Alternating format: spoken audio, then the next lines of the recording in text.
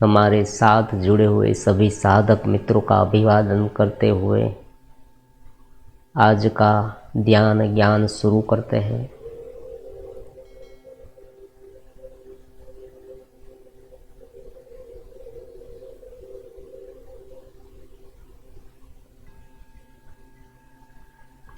बिल्कुल शुरुआत से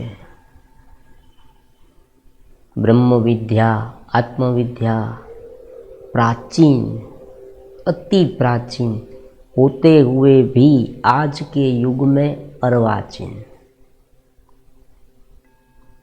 क्यों? बुद्धिमत्ता का युग है, इंटेलिजेंसी ज़्यादा है, लोग समझ सकते हैं, बहुत मुश्किल होता है तो इंटेलिजेंसी, बुद्धिमत्ता से, समझ शक्ति से पूरी बात समझे, इस घेरे से ऊपर उठे, ये बहुत ही महत्वपूर्ण है।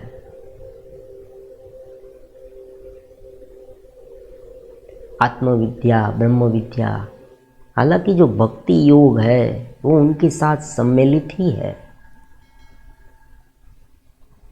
क्योंकि जो परमात्मा, जो परब्रह्म है, जिसे हमें प्राप्त करना है, जहाँ हम, जिनका हम अंश है, उसे ही हमें प्राप्त करना है। दोनों बात इस तरह से, एम जो है ना, दोनों का एक है। इनके पहले वीडियो में हमने देखा 5 प्रकार के कोष हैं। कोष मतलब हम विभाग समझे, एक के अंदर एक, इस तरह से विभाग है। विभाग का मतलब ये नहीं कि वो परमानेंट अलग है। देखो, ये बात बहुत महत्वपूर्ण है, एक दूसरे के साथ जुड़े हुए हैं। और तैत्तिरीय उपनिषद कहता है कि वो सभी ब्रह्म ही है, एक ही है, एक ही परमात्मा के अंश है, लेकिन अलग अलग कार्य होने के कारण वो हमें अलग अलग दिखते हैं। ये जो शरीर हमारा है वो अन्नमय कोश है, उनका अलग उपयोग है। फिर उनसे सूक्ष्म, देखो जैसे जैसे हम भीतर जाते जाएंगे सूक्ष्मतर कोश होते जाएंगे, सूक्ष्म, ज़्यादा सूक्ष्म। और एक दूसरी बात है, जो इनके ऊपर वाले कोश है ना, वो इनमें अभिव्यक्त तो है ही, समाविष्ट तो है ही। ऐसी बात नहीं है कि भाई अन्नमय कोश है, उनमें प्राण नहीं है, उनमें विज्ञान नहीं है, उनमें मनोमय नहीं है, उनमें आनंदमय नहीं है।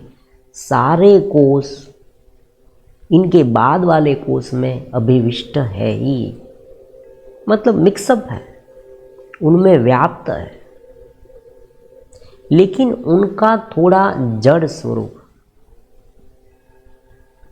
थोड़ा स्थूल स्वरूप। आनंदमय कोश का स्थूल स्वरूप देखे तो विज्ञानमय, विज्ञानमय का थोड़ा स्थूल स्वरूप, मनोमय, मनोमय का स्थूल, प्राणमय, प्राणमय का अन्नमय। इस तरह से जैसे जैसे नीचे उतरते जाए उनकी जो सूक्ष्मता है ना, वो थोड़ी स्थूलता में बदलती जाए, और जैसे जैसे ऊपर उठते जाए वो ज़्यादा सूक्ष्म होती जाएगी।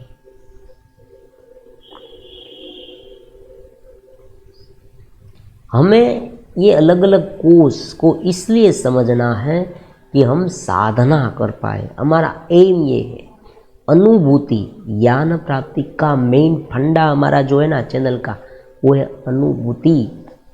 आप जीवन में अनुभव कीजिए आनंद का, प्रसन्नता का, उत्साह का, जो आपके भीतर है, जो आपको इनबिल्ट। देखो, जो कंप्यूटर के जानने वाले हैं ना, वो जल्दी समझ जाएंगे। कोई कोई प्रोग्राम इनबिल्ट मिलता है, वो हमारे साथ आएगा, मतलब आप उसे खरीदे तो एक्स्ट्रा पैसा उनका नहीं देना पड़ेगा, कोई पेमेंट नहीं एक्स्ट्रा, इनबिल्ट किसे कहते हैं उसे, उनके साथ आएगा। तो ये जो आनंद है ना, वो भगवान ने हमारे साथ भेजा है। जन्म से ही प्रत्येक जीवात्मा को परम आनंद, दिव्यानंद, ब्रह्मानंद प्राप्त है, वो प्राप्त कर सकता है। उनमें एबिलिटी है, क्षमता है, उनके लिए कोई एक्स्ट्रा चार्ज देने की जरूरत नहीं है। केवल घेरा, जैसे जैसे घेरे को शांत करते जाएंगे ना, हम ऊपर उठते जाएंगे। ये विचित्र प्रकार का ज्ञान है, नवीनतम ज्ञान है, इसे समझना चाहिए, इनमें इंटरेस्ट रखना चाहिए। केवल रोजमर्रा की जिंदगी जीते रहेंगे हम तो ये जान नहीं पाएंगे कि हम कहाँ हैं, हम कौन हैं। पूरा जीवन व्यतीत हो जाएगा, मृत्यु भी आ जाएगी, लेकिन हम जान ही नहीं पाएंगे हम कौन हैं। एक अलग अलग बाइफर्केशन कर दे, उसे अलग अलग कर दे। समझ नहीं आता, नहीं आता, बात उसे अलग अलग कर दे, अलग अलग करके उसे समझे, ये उपनिषद कहते हैं। अब आज प्राणमय कोश के बारे में समझेंगे। इनके पहले वीडियो में हमने अन्नमय कोश के बारे में समझा। अन्नमय कोश में क्या क्या आता है, आकाश वायु संबत वायुस अग्नि अग्निश्च जलस जलश्च पृथ्वी। इस तरह से पंच महाभूत तत्व इकट्ठे होकर ये जो अन्नमय कोश हमारा स्थूल शरीर बना हुआ है, स्थूल शरीर, फिजिकल बॉडी, ये शरीर हमारे साथ जन्म से मृत्यु तक रहता है। अब एक इनसे भी थोड़ा सूक्ष्म प्राणमय कोश देखो। प्राण है ना, वो ऊर्जा है। प्राण के बिना कोई जीवित नहीं रह सकता, ये ऊर्जा है हमारी। इसीलिए जब व्यक्ति मर जाता है ना, तब उनकी सांसें बंद हो जाती है। डॉक्टर चेक करते हैं कि भाई सांस चल रही है, नहीं, व्यक्ति जिंदा है या मुर्दा। इस तरह से सांस चलती है। जैसे ही सांसें चलती है हमारी, प्राणायाम होते, स्वतः प्राणायाम होते। ऐसी बात नहीं कि हमें कुछ करना पड़ता है, अपने आप होता है ये प्राणायाम। तो प्राणायाम जो प्राण की श्वासोश्वास की जो क्रिया होती है, उनसे हमारे भीतर ऊर्जा उत्पन्न होती है। ऑक्सीजन है, उनका दहन होकर कार्बन डाइऑक्साइड, ये तो सब विज्ञान में हमने पढ़ा है। तो इनसे खुराक जो हमारा आहार है वो पोषक तत्वों में रूपांतरित होता है, और जो बिन जरूरी है वो बाहर कार्बन डाइऑक्साइड के रूप में बाहर निकल जाता है। फिर वो वनस्पति लेती है, वो उनका खुराक, फिर हम ये लेते हैं, ये पूरा चक्र है। तो उस तरह से ये प्राण है, वो ऊर्जा है, और प्राण के रूप में ही ये शरीर में हमारी ऊर्जा विद्यमान है। जो शरीर गर्म है, ब्लड गर्म लगता है ना, शरीर वो प्राण के स्तर पर है। प्राण बंद हो जाए तुरंत ये एक व्हील है, एक चक्र है।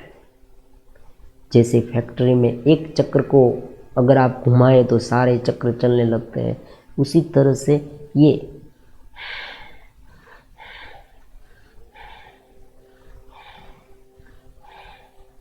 जो चलता है ना, इनसे पूरा का पूरा शरीर चलता है। घड़ी होती ना, पहले के ज़माने में जो चलने वाली घड़ी थी, उसे हमें चाबी देनी पड़ती थी। उसमें अलग अलग व्हील होते हैं। एक व्हील है, उसमें कमान होती है, उसे हमें चाबी से टाइट करनी है। फिर धीरे धीरे वो कमान थोड़ी थोड़ी लूज होती जाएगी और सारे चक्र घूमते रहेंगे। इस तरह से ये है। अपने आप एक बार शुरू हो गई ये क्रिया,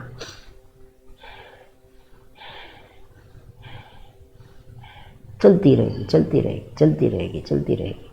बंद हो जाए ना तो ये शरीर स्टॉप, सभी क्रियाएं बंद। तो उनका मतलब ये हुआ, ये प्राण है ना, वो जीवन है। अगर कोई व्यक्ति खाना न खाए तो थोड़े दिन तक रह सकता है, थोड़े महीने तक रह सकता है, लेकिन सांस के बिना नहीं जी सकता।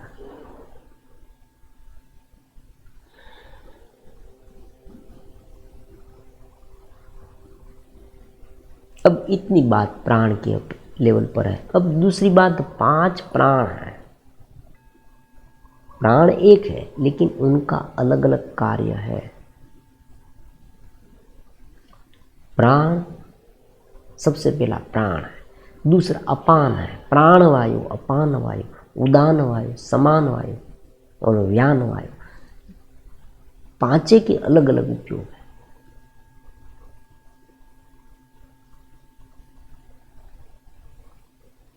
अब प्राण का साधना में उपयोग करना है, इसलिए प्राणमय कोश को समझना बहुत ही जरूरी है, क्योंकि प्राण और मन दोनों एक दूसरे के साथ जुड़े हुए हैं। ये हम समझेंगे आज ही। मान लीजिए पूरे दिन में 1 मिनट में हम जितनी संख्या में प्राण लेते हैं ना, एक श्वास पूरी होती है,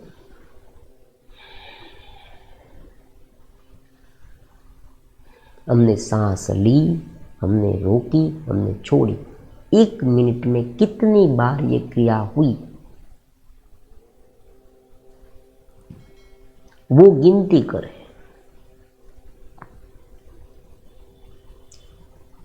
1 मिनट 1 घंटे की 60 मिनट होती है। 1 दिन में 24 घंटे होते हैं। तो ये कुल मिला के जो आंकड़ा है ना सांसों सांस का, वो देखें, उसे घटाए। मतलब कि 1 मिनट में अगर आप 50 बार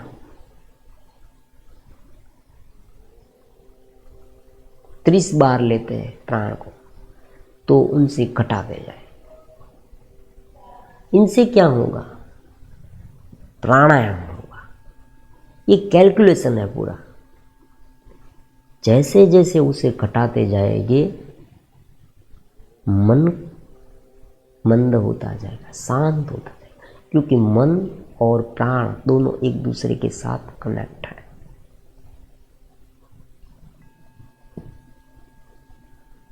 हमने सांस ली, धीरे धीरे ली,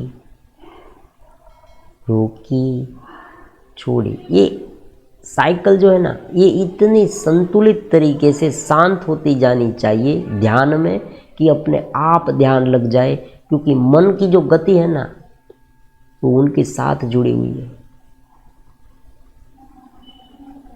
प्रत्येक अलग अलग विषय भुगतते समय भी सांसों सांस की जो गति है ना, वो बदल जाती है। आप कोई आघातजनक बात सुनते हैं कि तुरंत ही आपकी सांस फास्ट हो जाती, जल्दी जल्दी सांस लेने लगता है व्यक्ति।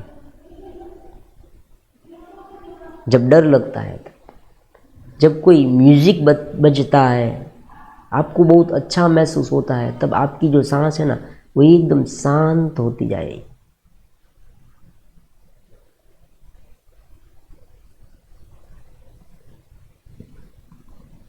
मैथुन में, संभोग में बहुत ज़्यादा मात्रा में सांस चलने लगती है, इसलिए बहुत सारी ऊर्जा व्यय हो जाती है।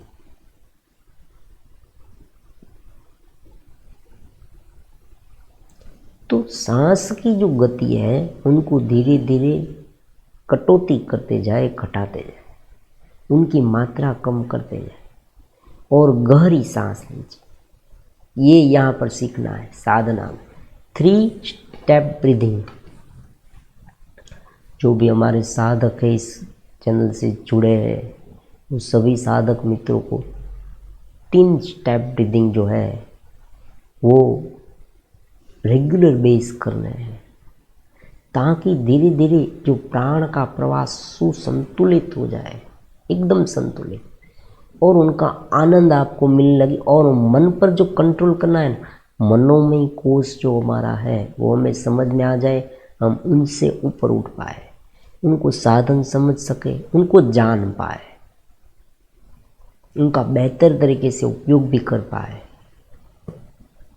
और जब शांत रहना है तब शांत हो पाए। उलझन क्या होती है? जब हमें कोई काम करना है तब मन शांत नहीं रहता, और जब हम आराम करते हैं तब काम की चिंता करते हैं। तो इस तरह से दोनों में रुकावट आती है। क्यों? क्योंकि साधन का उपयुक्त समय में ठीक तरह से उपयोग कैसे किया जाए उनकी आदत हमें नहीं है। अगर चित्त स्थिति में रहने की आदत आ जाए, इस तरह से प्राण के लेवल पर, नींद के लेवल पर कोई एक्सरसाइज करे, साक्षी भाव का चिंतन करे, ऐसे बड़े बड़े दिव्य ग्रंथ जो है उनको सुने, हम कहते हैं ब्रह्म विद्या जो, उसे समझे अलग अलग, तो एक प्रकार की प्रगाढ़ता, प्रबुद्धता आएगी। ये प्रबुद्धता है ना, छोकर मत से आप ऊपर उठ जाए और आपको स्वयं लग, अरे मैं ये कर रहा हूँ, अरे ये क्या, ये तो गलत है, ऐसा तो कोई करता है क्या। क्रोध करते हैं तो आपको समझ में आ जाएगा, भाई क्रोध, अरे क्रोध, मैं तो आत्मा हूँ, मैं तो आनंद हूँ, मैं तो चेतना हूँ, मैं तो ब्रह्म हूँ, मैं तो 5 कोष को जानता हूँ, तो मैं ऐसा क्रोध करूँगा। अज्ञान में सब कुछ हो जाता है। जब भोग करता है जीव, जो मनुष्य है जिसे ये कोई ज्ञान नहीं है, वो जैसे ही शरीर को देखेगा उस पर टूट पड़ेगा। लेकिन जो जानता है वो तुरंत समझ जाएगा, ये तो अन्नमय कोश है, पंच महाभूत तत्व से बना हुआ ये शरीर है, और इस शरीर की वासना मुझे लगी है, अरे ये तो अच्छी बात नहीं है, मैं तो फंस गया हूँ।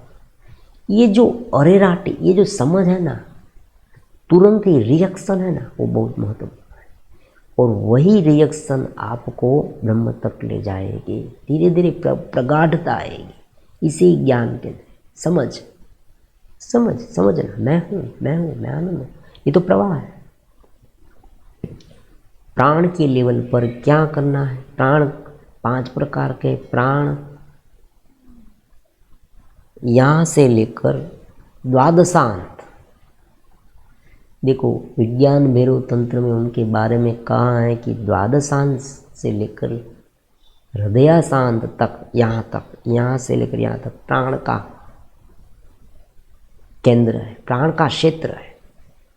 और उनके नीचे, नाभि से भी नीचे जो अपान का क्षेत्र है। अब हमें क्या करना है? जब हम सांस लेते ना, तब उनका निरीक्षण कीजिए, सांस कैसे चलती है। आप देखना, सांस यहाँ तक ही जाएगी, इनसे नीचे नहीं जाएगी। देखो ये ऐसे ही हम ऐसे नहीं, पूरी मात्रा में, ताकि वो पेट तक पहुँचे। और हम कहते हैं 3 स्टेप में क्या करना है, 3 स्टेप ब्रीदिंग, पेट को भरना है हवा से। जब सांस पेट में जाए तब वहाँ तक जाए, इनका मतलब ये हुआ पूरा फेफड़ा भर गया हवा से।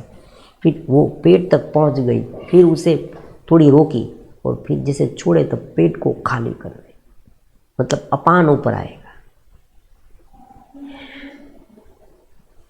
और उनसे भी ज़्यादा अगर आप आगे बढ़ना चाहते हैं तो मूल बंद करें, उड़ियान बंद, मतलब जनेंद्रिय और गुदा को ऊपर खींचकर वो सांस को ऊपर करें। मान लीजिए सांस बाहर निकल गई,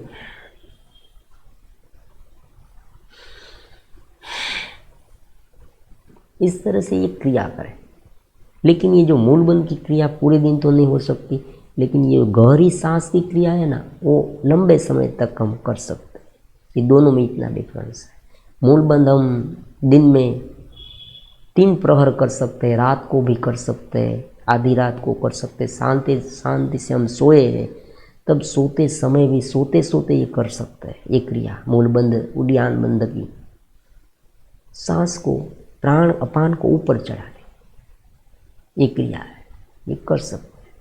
लेकिन भूखे पेट करनी है, ये बहुत महत्वपूर्ण। प्राणायाम की कोई भी एक्सरसाइज करे तब आपको समझ लेना है कि आपने खाना खाया है, 3-4 घंटे बाद ही ये करना है। इसलिए एक शेड्यूल बना लीजिए, 2 बार ठोस आहार, 1 बार फलाहार। सुबह के समय पर फलाहार करें ताकि सुबह में सारे एक्सरसाइज हो पाए,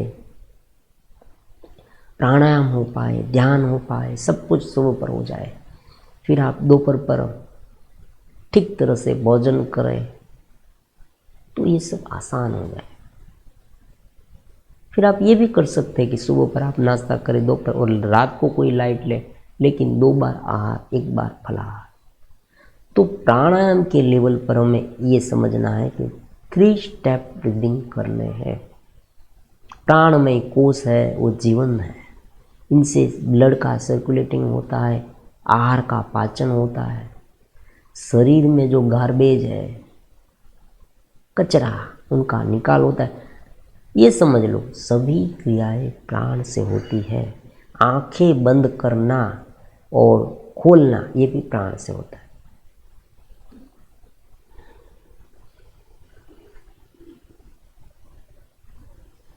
विचार भी प्राण से आते हैं। मन और प्राण एक दूसरे के साथ जुड़े हुए हैं, इसलिए जब प्राणायाम करते हैं ना, तब तुरंत जो मन है ना वो शांत हो जाए। अगर आपका मन उद्विग्न रहता है तो प्राणायाम कीजिए, तो प्राणायाम से ये मन भी शांत हो जाए। अब इतनी बात प्राणायाम में होगी, अब थोड़ी गहन बात समझे। प्राणायाम में, प्राणायाम केवल इतना नहीं है, प्राणायाम कुंडलिनी योग में भी बहुत महत्वपूर्ण है। ये जो प्राणमय कोश की बात हम कर रहे हैं, इनके पहले हमने अन्नमय कोश की बात की। तो प्राणमय कोश में ये जो प्राण की क्रिया है उन पर कुंडलिनी योग का आधार है। ईड़ा नाड़ी और पिंगला नाड़ी, हमारे एक वीडियो है इसमें, इसी चैनल में। जब बीच वाली मध्यमा नाड़ी में प्राण चलने लगे तो नृत्य से आनंद और चेतना का अनुभव, जिसे हम आत्म साक्षात्कार कहते हैं, वहां तक हम पहुंच सकते हैं। सुषुम्ना नाड़ी उसे कहते हैं। 3 नाड़ियों में से सामान्य रूप से ईड़ा और पिंगला में से ही प्राण का वहन होता है। अगर बीच वाली जो नाड़ी है सुषुम्ना नाड़ी, उसमें प्राण का वहन हो तो ये हो सकता है। लेकिन ये क्रिया हम इनके बारे में बार बार इसलिए नहीं बताते क्योंकि यहाँ पर क्या होता है कि जब तक मन शांत नहीं है, उद्विग्न रहता है, जब तक मन के स्तर पर कोई हमने ठोस कदम नहीं उठाए और केवल ये प्राण से शक्ति अर्जित करे। मान लीजिए किसी कुंडलिनी जग गई, प्राणायाम करके और मूल बंद करके किसी भी तरह से उनकी कुंडलिनी जग, उच्च चेतना जग गई, तो इतना जो प्रवाह और वेग आएगा कि वो उसे कंट्रोल नहीं कर पाए। उनकी चेतना इतनी बढ़ जाएगी कि मन डिस्टर्ब है। मन से अगर वो भ्रामी स्थिति में है, अगर वो धीरे धीरे समझ पाए और धीरे धीरे ये जो घेरा है उन्हें समझ पाए, मन को स्थिर कर पाए, मन को सहज कर पाए और ब्रह्म अनुभव कर पाए, आनंद का अनुभव, नृत्य से आनंद का अनुभव, और उस समय अगर ये चेतना जगे तो उनका ठीक उपयोग वो कर पाएगा। ये चेतना जब जग जाती है ऐसी, तब क्या होता है, शरीर में इतनी ऊर्जा उत्पन्न होती है, हो सकता है वो ऊर्जा काम ऊर्जा में तब्दील हो जाए और व्यक्ति को काम आदि विषय इतने ज़्यादा मात्रा में उन्हें काम आदि विषय का एहसास होने लगे, मतलब वो भुगतने की इच्छा होने लगे। तो ये भी हो सकता है किसी का मन है वो आकुल व्याकुल होने लगता है। बहुत सारे अलग अलग इनके विपरीत प्रभाव भी है, इसलिए उनके साथ साथ मन को शुद्ध करना बहुत ही जरूरी है कुंडलिनी योग में। इसलिए कुंडलिनी योग के बारे में हम इतना इस तरह की चर्चाएं नहीं करते। हाँ, कोई खास प्रकार के साधक है तो वो ये कर सकता है, कुंडलिनी योग से सुषुम्ना नाड़ी में प्राण का वहन करा सकता है। क्योंकि जो कुंडलिनी शक्ति है वो अविद्या के कारण सुषुप्त अवस्था में, जो गुदा और जनेंद्रिय के बीच जो कंद है वहाँ उनका स्थान है। आप गहरे देखो, यहाँ एक दूसरी बात मैं बता देता हूँ हमारे साधक के लिए खास। तो आप जब ये सब समझेंगे, धीरे धीरे हमारे साथ जुड़ेंगे लंबे समय तक, ये जैसे जैसे सुनते रहेंगे सुनना हमारे साधक के लिए साधना है। सबसे पहली बात आप सुने, ये आपके लिए साधना है। फिर सुनते जाएगी, एक सर्किट बनेगी। ज्ञान के संस्कार कभी व्यर्थ नहीं जाते। आपने सुना, कल सुना, आज सुना, परसों सुना, मान लीजिए वीडियो नहीं आया तो पुराना सुना, सुनते रहे, तो आपके मन में उनके अनुरूप धीरे धीरे संस्कार जगते जाएंगे। और हमारे वीडियो के जो प्रकार है ना, उनकी एक ही पद्धति है, ज्ञान की प्राप्ति और जीवन में आनंद, उत्साह, पूर्णता का भाव। हमारा जीवन है ना वो सुचारू, बस इतना ही ध्येय के बारे में हम निरंतर अलग अलग प्रकार के शास्त्र के माध्यम से यहाँ बात लाते रहते। सहज हो, साधक को सहज ये बात समझ में आ जाए। हमारा सनातन धर्म का जो ज्ञान है ना वो यही है। उपनिषद इतने पुराने हैं, बहुत पुराने हैं ये। यजुर्वेद, ऋग्वेद, सामवेद, अथर्ववेद, उनकी अलग अलग शाखाएं हैं, उनके अलग अलग अनुवाक है उस पंथ के। और उनके द्वारा ये गुरु और शिष्य की जो बात हुई थी, गुप्त मंत्रणा जिसे कहते हैं, वो उपनिषद के रूप में हमारे सामने आ गई। गुप्त मंत्रणा गुरु और शिष्य के बीच हुई थी। किसी ने लिख ली, देखो यहाँ ये हो गया। पहले लिखते नहीं थे, बोलते ही थे। गुरु बोलते, शिष्य सुनते, गुरु बोलते, शिष्य सुनते। बस श्रुति ग्रंथ इसलिए उसे कहते हैं। सुनने से, केवल कान से सुना हुआ, लिखने की आवश्यकता ही नहीं थी। एक बार सुना, मन में याद रह गया। शुद्धता इतनी थी, जो आँख था ना वो बहुत ऊपर था, समझ शक्ति का, चेतना का। फिर धीरे धीरे जैसे जैसे वो डिम होता गया ना, स्मृति ग्रंथ आते गए, फिर पुराण आए। पुराण तो बहुत अंत में आए। ये प्राचीन में से प्राचीन ज्ञान है, ब्रह्म विद्या, आत्मविद्या। क्योंकि ये अपने अस्तित्व को इतना ऊपर उठा देती है। आप जरा सोचें, हम केवल एक शरीर पर ही ध्यान देते हैं आजकल। हम, आप सभी को, हम कोई भी बात करें, ये शरीर हमारे लिए पर्याप्त है, बस ये शरीर। उपनिषद समझाता है कि हम शरीर से बहुत ऊपर है। शरीर तो बहुत ही नीचे है, बहुत नीचे, बहुत नीचे, बहुत नीचे। उनके ऊपर तो प्राण है, उनके ऊपर तो मन है, मन के ऊपर विज्ञानमयी है। ये पूरा जगत है ना, उनके साथ उनका कनेक्शन है, वो सब एक है। जैसे जैसे वो गाढ़ा होता जाएगा, गाढ़ा होता जाएगा, ये ऐसा हो गया एक घेरा, क्षेत्र।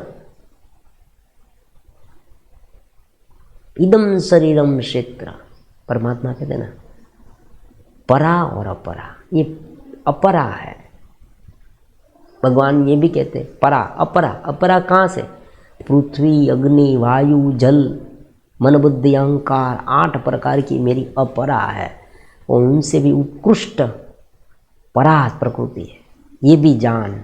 देखो भगवत गीता है ना, उनमें 200 श्लोक उपनिषद के लिए गए, 200 श्लोक। हम उपनिषद को यहाँ समझें, फिर भगवत गीता भी बार बार समझेंगे, और फिर भक्ति का जो भागवत है ये समझेंगे। हमारा एक पूरा फंडा है, ये पूरा सिलेबस। समय मर्यादित होने के कारण, हालांकि हर रोज वीडियो देते हैं, फिर भी ये कम पड़ता है। ज्ञान इतना विशाल है हमारा सनातन ज्ञान, तो इसे सनातन हम कहते हैं। और इसको समझना हमारी जिम्मेदारी है, वरना क्या होगा, पूरा जीवन बीत जाएगा और कोई अलग व्यक्ति आएगा और आपको ये अलग समझा देगा, ये भी हो सकता है। तो कुछ न समझ आए तो कुछ नहीं, मोटा मोटा समझ आ जाएगी कि प्राणमय कोश है, मनोमय कोश है, विज्ञानमय कोश है, आनंदमय कोश है। वो उनमें सब में देखो, एक बात समझ ले, ये सभी कोश है ना वो अलग नहीं है, ये बात समझनी है। जगत जो है, जो हमारे सामने है, वो परमात्मा का स्वरूप ही है, लेकिन उन्हें अलग तरीके से देखना वही अज्ञान है।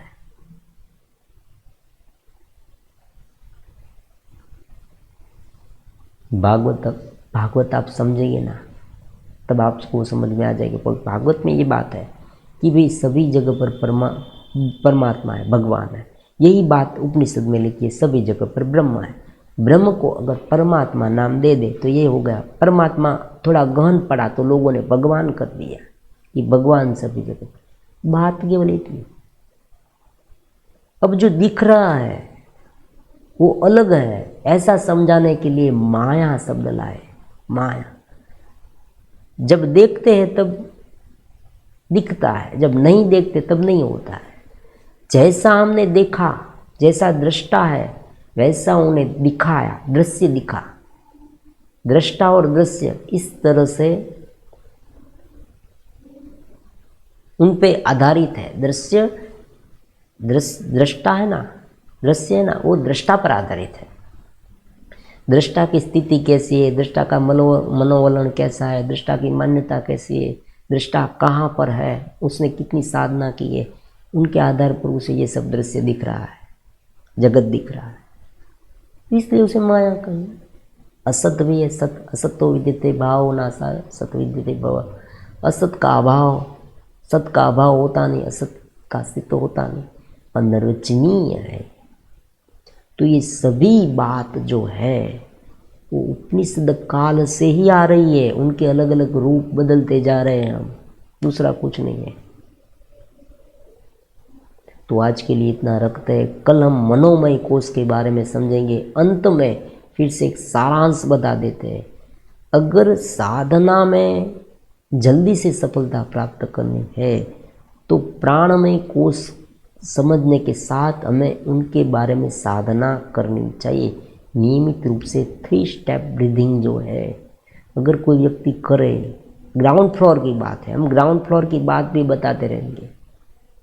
क्यों?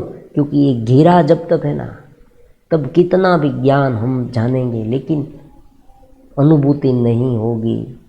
क्योंकि आंखें बंद करके जैसे ध्यान करने बैठे, तुरंत अगर मन ऊपर ऊपर उठता उठता उठता आनंद में लीन हो जाए तो समझना कि थोड़ा ऊपर उठे। लेकिन कोई नींद में चला जाए, कोई अलग अलग विचार में चला जाए, किसी को कोई अलग अलग दिखने लगे, ये सब अलग अलग प्रकार का अलग अलग अनुभव होने लगे, तो समझ लेना कि अभी कुछ करना बाकी है हमें। तो प्राणायाम से ये शांत होगा। एकदम अकर्तृत्व भाव से प्राणायाम करना है। शांति से बैठना है, सांस धीरे धीरे लेना है, पेट तक पहुँचे, थोड़ा रोके। यहाँ दुराग्रह नहीं, दुराग्रह मतलब ज़्यादा अखंड कर दो ऐसा नहीं, एकदम शांति से जितना हम कर पाए। यहाँ ऐसी बात नहीं कि बहुत समय, लंबे समय तक रोका, ऐसी बात नहीं। एकदम सहजता से आप शांति से बैठे और सहज समझे अपने आप को।